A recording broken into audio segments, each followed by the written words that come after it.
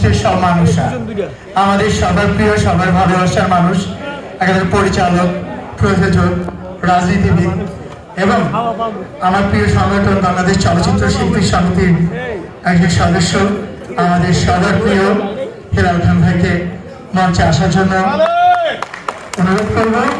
আজকে আমাদের এই সংগঠনের সম্মানিত আহ্বায়ক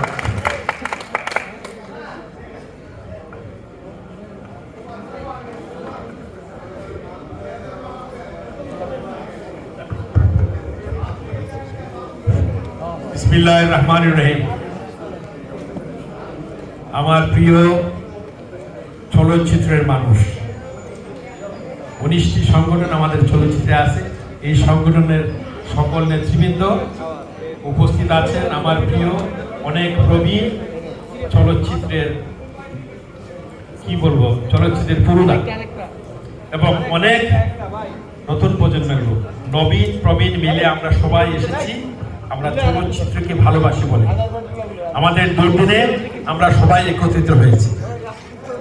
আমাকে গত পরশুদিন ফোন করলো আমাদের প্রিয় সবার চলচ্চিত্র শিল্পী সমিতির প্রেসিডেন্ট শিবা শানু যে ভাই একটু আসেন। তার 10-15 মিনিট পরে ফোন করলেন আমাদের চলচ্চিত্র পরিচালক সমিতির সভাপতি শাহিন সুমন, আসেন। আমি আসলাম, এসে দেখি ঘর ভর্তি মানুষ, পরিচালক সমিতি ভর্তি সবাই। এই 19 সংগঠনের সব নেতৃবৃন্দ আছেন, খসরু ভাই আছেন, শামসুল আলম ভাই, আরো অনেকেই ছিলেন।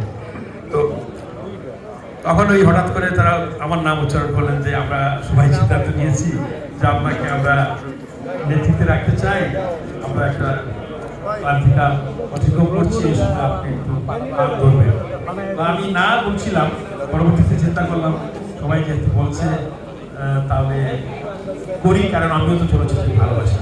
আমি চিন্তা করলাম হয়তো আমার সাথে শিবা শানু যেহেতু থাকবে, আমরা দুইজনে মিলে আপনাদের সবাইকে নিয়ে আমরা সরকারের সাথে কিন্তু আমাদের একটা ওঠা বসার সুযোগ আছে এবং আমরা কাজ করছি, সরকারও জানে।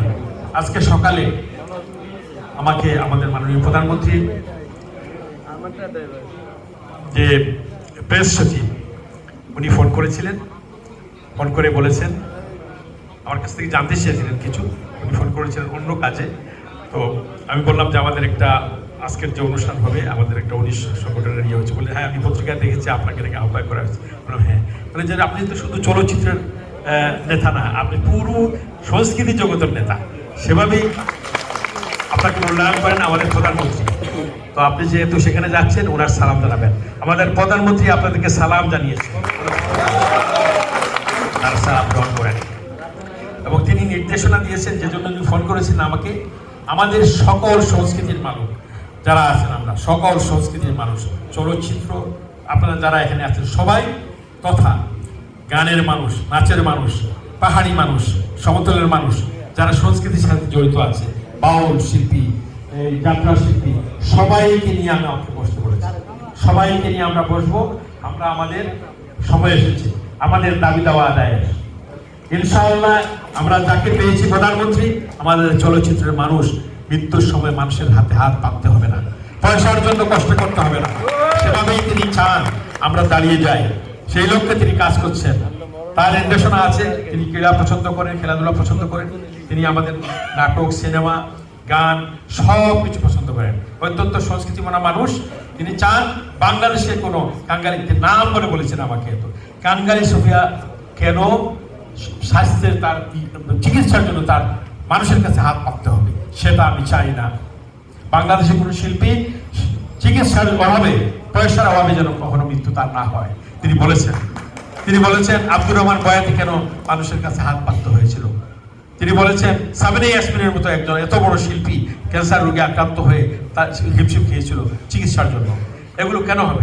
তিনি বিশ্বের বিভিন্ন দেশের কথা চিন্তা করে বলেছেন। তিনি নাম দিয়ে বলছেন যে কেনি রোজা, সেগুলো আমাদের যে পল্লীগীতি শিল্পী যেরকম হয় না, কাউন্টি সিঙ্গার, উনি গ্রামের গান গায়, গ্রামের যে গান গায় না আমাদের পল্লীগীতি শিল্পীরা, বাউল শিল্পীরা, সেরকম যে শিল্পী আছে ওয়ার্ল্ডের বিখ্যাত কেনি রোজা। কেনি রোজার মতো শিল্পী যদি এরকম হতে হয়, আমার দেশের আব্দুল আলীমের মতো শিল্পী আছে না, গ্রামে গঞ্জে আছে না, এগুলো কেন এরা অভাবে করবে? এত তাদেরকেও মূল্যায়ন করতে হবে। তিনি গ্রাম পাড়ার মানুষকে সংস্কৃতির জন্য দিকে এগিয়ে আনার জন্য তিনি আহ্বান করেছেন এবং আমরা যাত্রা শিল্পীকে আমরা মূল্যায়ন করব, আগের চেয়ে আরো বেশি এটা বিলীন হয়ে যাচ্ছে। আমরা আমাদের নাটক, আমরা আমাদের সিনেমা কিন্তু গ্রামের মধ্যে নাই, গ্রামের মানুষ নাই, সিনেমা হল তো নাই, কয়েকটা সিটিতে আছে। আমরা প্রতিটা উপজেলায় যাতে গ্রামের মানুষ আসতে পারে, তাদের এলাকার মানুষ আসতে পারে, সিনেমা দেখতে হবে, সেই লোককে আমাদেরকে বাড়াতে হবে, দর্শক বাড়াতে হবে, সেই লক্ষ্যে কাজ করতে হবে। আমরা ভুলে যেতে হবে ভেদাভেদ, আমাদের মধ্যে যে ভেদাভেদ আছে এগুলো আমাদেরকে ভুলে যেতে হবে। প্রতিহিংসার রাজনীতি আমরা করবো না, প্রতিহিংসা আমরা করতে চাই না, কিন্তু হ্যাঁ শক্ত হাত ধরতে হবে। এখানে বাধা আসলে